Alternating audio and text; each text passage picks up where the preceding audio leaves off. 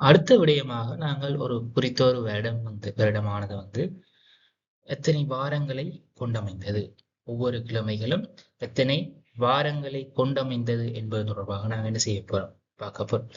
ஒரு குறித்த ஒரு வருடத்தை சாதாரண வருடம் என்று நாங்கள் எடுத்துக்கொண்டோம். குறித்த ஒரு வருடம் சாதாரண வருடம் என்று எடுத்துக்கொண்டால் அதுல திங்கட்கிழமைகள் எத்தனை வாரங்கள், செவ்வாய்க்கிழமைகள் எத்தனை வாரங்கள், இப்படி 7 நாட்களும் எத்தனை வாரங்கள் என்பதை பற்றி என்ன செய்ய போறோம், பார்க்க போறோம். அதே மாதிரி ஒரு லீப் இடமாக காணப்பட்டால் அதிலேயும் ஒவ்வொரு கிழமைகளும் எத்தனை எத்தனை வாரங்கள் என்பதை பற்றி என்ன செய்ய போறோம், பார்க்க போறோம். இப்ப நாங்கள் முதலாவது சாதாரண வருடத்தை எடுத்துக்கொள்வோம். முதலாவது என்ன செய்வோம், சாதாரண வருடத்தை எடுத்துக்கொள்வோம்.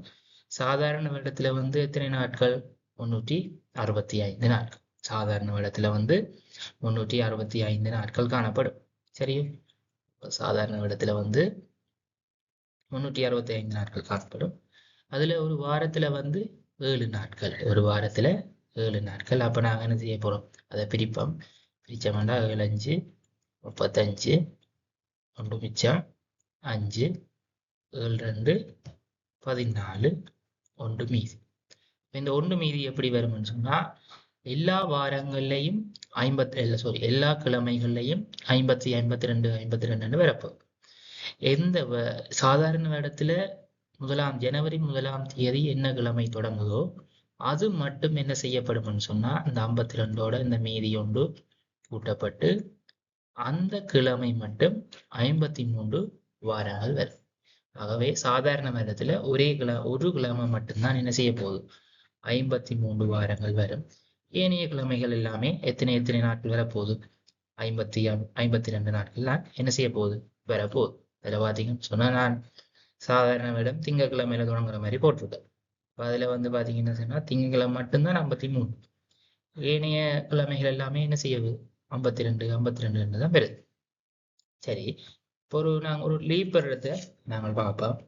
ஒரு லீப் இடத்துல பார்த்தீங்கன்னு சொன்னா எத்தனை நாட்கள் காணப்பட போகுது, 365 நாட்கள் என்ன செய்ய போகுது, காணப்பட போகுது. அப்ப நாங்கள் ஒரு வாரத்துல 7 நாட்கள் பிரிச்சோம்னு சொன்னா 5 35, ஒன்று மிச்சம் 7 2 366 நாட்கள்ல லீப் இடத்துல 366 நாட்கள் பிரிச்சோம்னு சொன்னா 14, 2 மீதி வருது. அப்ப ஒரு லீப் இடத்துல எந்த கிழமையில ஜனவரி 1ஆம் தேதி தொடங்குதோ அந்த நாளும் அதுக்கு அடுத்த நாளும் எத்தனை வாரங்கள் வரப்போகுது, 53 வாரங்கள் வரப்போகுது. என்ன செய்ய போகுது, 53 வாரங்கள் வரும். ஏனைய கிழமைகள் எல்லாமே எத்தனை நாட்கள் வரப்போகுது, எத்தனை வாரங்கள் வரப்போகுது, 52 வரப்போகுது. சரியா? ஆகவே லீப் இடத்துல மட்டும் 1ஆம் கிழமையும் 2ஆம் கிழமையும் என்ன செய்ய போகுது, 53 முதலாவது திகதியில வார கிழமையும் 2ஆம் திகதியில வார கிழமையும் என்ன செய்ய போகுது, 53 நாட்கள் வரப்போகுது. ஏனையவை எல்லாமே என்ன செய்ய போகுது, 52 வாரங்கள் சொல்லி என்ன செய்ய போகுது, எல்லாமே வரப்போகுது. இது ஒரு குறித்த ஒரு வருடத்துல காணப்படுற கிழமைகள் எத்தனை வாரங்களை கொண்டமைந்தது என்பது தொடர்பான விடயமாகும்.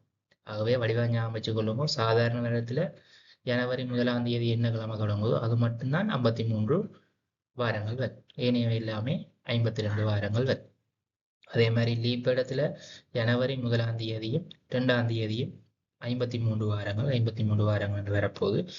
ஏனையவை எல்லாமே என்ன செய்ய போகுது, 52 வாரங்கள் என்று வரப்போகுது.